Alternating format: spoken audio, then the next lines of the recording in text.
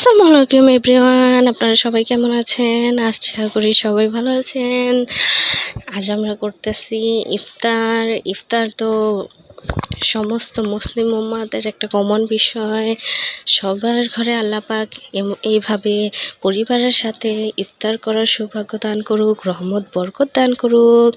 এখন কি হচ্ছে, এখন আমার বাবা আর বড় ভাই মিলে মুড়ি মাখছে, যেটা আমাদের বাংলাদেশের কমন একটা জিনিস, মুড়ি ভর্তা, যেটা আমার তো অনেক প্রিয়। আমি তো অফ সিজনে প্রচুর পরিমাণে খাই এটা। যাই হোক, এই যে যতই অফ সিজনে খাই না কেন, রমজানের মতো এই যে এত একটা স্বাদ, ঘ্রাণ, মজা, মানে এই জিনিসটা আমি আর কোথাও পাই না। আর বিশেষ করে নিজের ঘরের হাতে মাখা মুড়ি ভর্তা, সেটা তো অন্য কারোর সাথে কোনো তুলনাই হয় না।